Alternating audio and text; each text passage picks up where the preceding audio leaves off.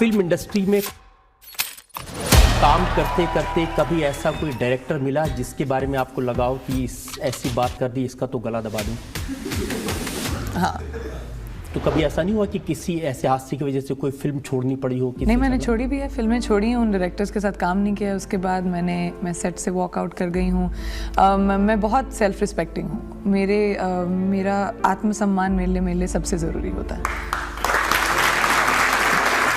थोड़ी बदतमीज़ी से बात की थी एक्चुअली, और मैं नई फिल्मों में आई थी। ये डायरेक्टर बात कर रहे थे मेरी ड्रेस डिज़ाइनर से, और शायद उन्हें पता था मैं थी उनके पास में खड़ी हुई, और ही डिडंट केयर। ड्रेस तो इतनी छोटी होनी चाहिए कि सबको आके देखनी चाहिए ये फिल्म वगैरह, कुछ ऐसा बहुत गंदी बात कही थी। तो बस मेरा दिमाग सटक गया। आई थिंक अगर वो इस शो को देख रहे होंगे तो शायद वो जान जाएंगे कि मैं उन्हीं की बात कर रही हूँ। उसके बाद उनके साथ कभी काम भी नहीं किया मैंने। और एक आप ये भी कह रही है मुझसे कि जो भी पूछें ज़रा तहजीब से पूछें। रजा जी, वो तो आपके बारे में हम जानते हैं, तमीज़ तहजीब तो आपको आती है। फिर आपको काफ़ी पुरानी बात याद दिलाता हूँ। न्यूयॉर्क का समर स्कूल आपको याद है? नहीं। जहाँ एक प्रोजेक्ट बनाने में आपने चीटिंग की थी। अरे सर, मैं तो बहुत माहिर हूँ चीटिंग में। जब एक्टिंग कर रही थी तब से ये काम शुरू किया या पहले से ही माहिर है चीटिंग में? पहले से। मैं बहुत ही अच्छी लायर हूँ। अच्छा, बचपन से ही ये सब गड़बड़ करने की आदत है? हाँ, मैं थोड़ी सी नॉटी थी एक्चुअली स्कूल में, थोड़ी सी नॉटी थी, लेकिन पढ़ने लिखने में अच्छी थी। मैंने सुना आपका नाम रखा हुआ था सनशाइन। हाँ, लेकिन वो पढ़ने की वजह से नहीं थी, क्योंकि मैं बहुत हंसती रहती हूँ, हमेशा चौपी रहती हूँ, इसलिए मुझे मेरे फ्रेंड्स सनशाइन बोलते थे। लेकिन पढ़ाई लिखाई में भी काफ़ी अच्छी थी मैं एक्चुअली। और ये भी सच है कि आप एक्ट्रेस नहीं बनना चाहती थी? सर, एक्टिंग मेरी ज़िंदगी में अबाउट मिस वर्ल्ड के 2 साल बाद आया।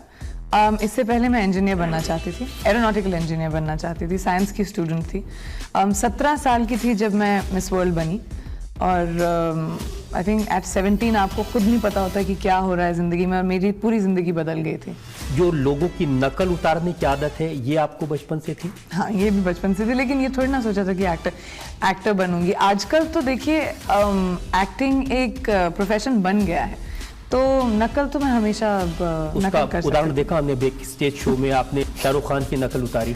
थैंक गॉड कि वो हंस दिए, उन्होंने सीरियसली नहीं लिया, बट मजाक नहीं कर रही थी मैं तो। कहते हैं ना, एक इंग्लिश में कहावत है, imitation is the best form of flattery.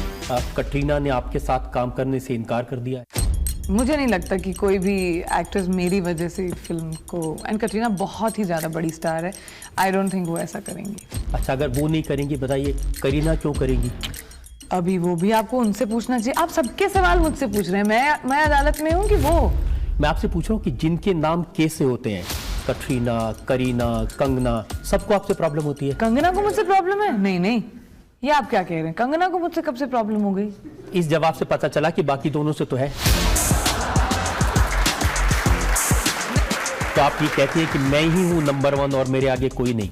मैं जो काम करती हूँ उसमें मैं हमेशा बेस्ट होना पसंद करती हूँ। मैंने कभी नहीं कहा है कि करीना कुछ नहीं, कटरीना कुछ नहीं, दीपिका कुछ नहीं, कभी नहीं। मैंने कहा है कि मैं अपनी नज़रों में अपने काम को बहुत ध्यान देती हूँ और बहुत रिस्पेक्ट करती हूँ। किसी और के बारे में मैंने कभी नहीं बात की। शाहरुख से ऐसी क्या प्रॉब्लम? सर, वो भी उस लिस्ट में है, आप क्या जानो। उनके सामने जबान नहीं खुलती मेरी, वो अलग बात है। लेकिन पब्लिक के सामने उनकी मिमिक्री आप कर देती हैं? हाँ, उनकी परमिशन के साथ। मैंने उनसे पूछ लिया था पहले जाके, देखिए कि मैं ये करने वाली हूँ, इज इट ओके ना? हाँ, तुम्हें तो 7 खून माफ है। मौका मिले जी असली जिंदगी में एक खून माफ, तो किसका मर्डर करेंगे आप? पक्का ये सवाल पूछना चाहते हैं मुझसे? पक्का आपका?